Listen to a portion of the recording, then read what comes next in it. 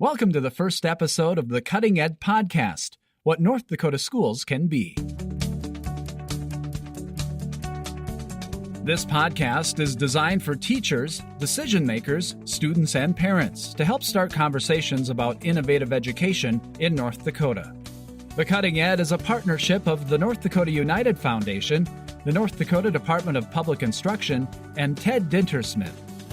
I'm your host, Tom Gerhardt. In this episode, a conversation with North Dakota Governor Doug Burgum about his views on innovative education. My mom was an educator, and so I understand the role it can play. And with all the changes that are coming in this world, if students today and adults, talking about lifelong learning, but if you have the right skills, the world today represents just unbelievable potential for any individual. We'll hear more about this and his views on Senate Bill 2186 and the future of innovation in North Dakota. Now, our conversation with Governor Burgum from the North Dakota State Capitol. I wanted to start with a statement that you made from the State of the State, your State of the State address, which I think says a lot, and I'll quote you. Together, I believe North Dakota can lead the way in education across America. Our schools can be world-class in preparing students for the 21st century. Let me say that again. North Dakota schools can be the best in the world. And you were emotional when you talked about education in the State of the State address. I wanted you to talk a little bit about your passion for education, but especially through the lens of innovation.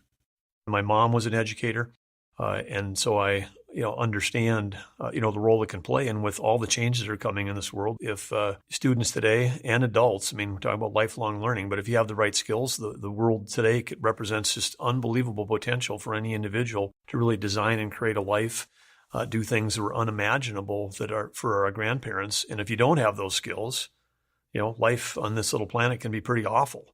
And the difference between those two paths for people is education. So the work has enormous purpose, and it's going through a lot of change right now. And I think North Dakota has the opportunity to be nimble. My belief that we can be the best in the world is really a statement that we as North Dakotans can react and respond to the changes and the opportunities better than everyone else. That's why I'm a believer that we can be the best. There seems to be a lot of confidence in how we are positioned moving forward. Now, we have a lot of work to do, but you feel good about where we are, the foundation we've built? Yeah, we've had, Ted Dintersmith in the state multiple times, and I think he's about as solid of a external validator as you could have because he's been to all 50 states. And so when Ted says, hey, look, we've got greater opportunity for collaboration here between the organizations, whether it's, PTA, school boards, teachers, superintendents, school administrators, taxpayers, parents, legislators, DPI, higher ed. There's a level of collaboration possible in North Dakota that's not possible, and it doesn't exist in other states.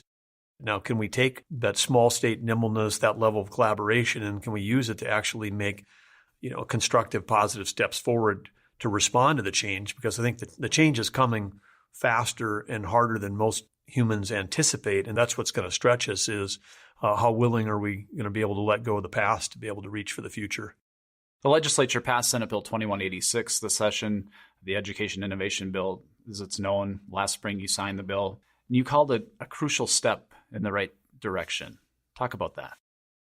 I think the Senate Bill 2186 was a crucial step in the right direction because it's really about empowerment, and it's an empowerment at the right level. It's empowering teachers and school boards and parents at the local level to make decisions. And if you want to design an organization to be nimble and able to respond to changes, you want to have decentralized decision making so you can have a lot of different choices being made at the front lines. And so this is the exact opposite of a federal Washington, D.C., one-size-fits-all approach. And what's going to be exciting is when you have a lot of different schools and school districts pursuing innovation, a year from now, we're going to have a bunch of different examples of learning what works. And that's what we want to have. Innovation is not about one way. It's about multiple ways and then being able to share and learn from each other. So I like that we're going to be spreading innovation around.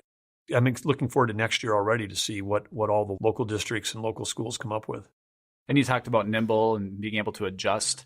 That's, I think, what's really critical about this Senate Bill 2186. You can be a small school in a small town or a large school in a large community in North Dakota and have the flexibility, as you mentioned, to make those decisions from the ground up.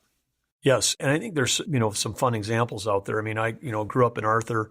When I was in sixth grade, Arthur, we merged with Hunter and with Erie. So the Arthur Knights, the Hunter Hornets, the Erie Braves, we became the Dakota Warriors.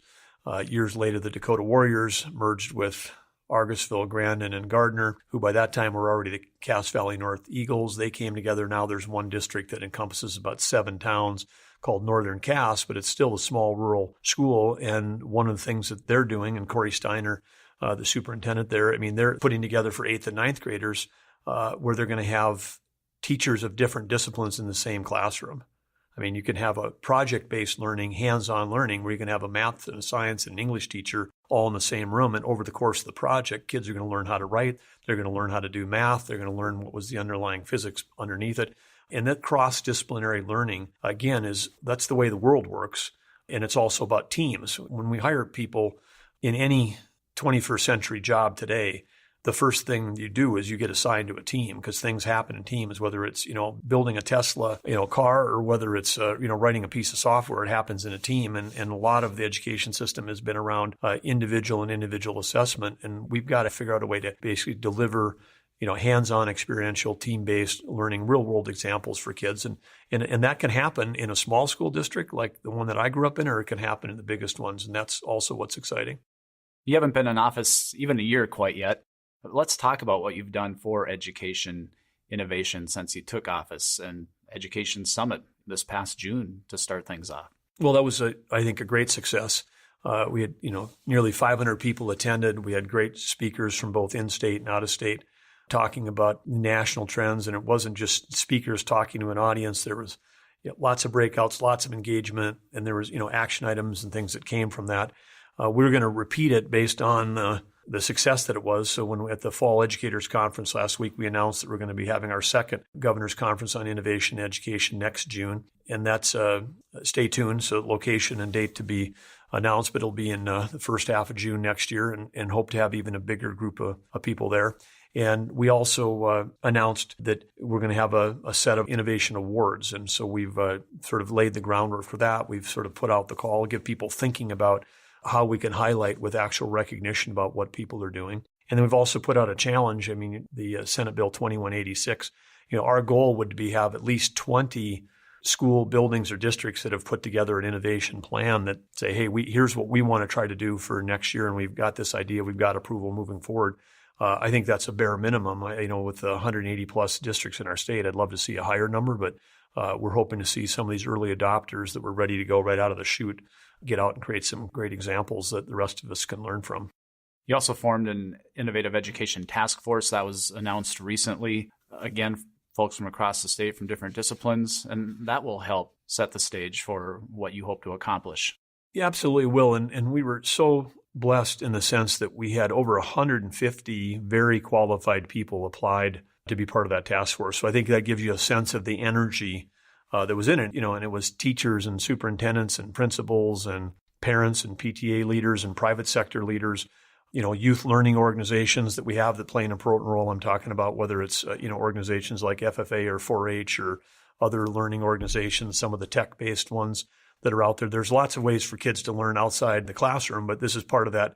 Some of those organizations are also delivering that hands-on experiential learning.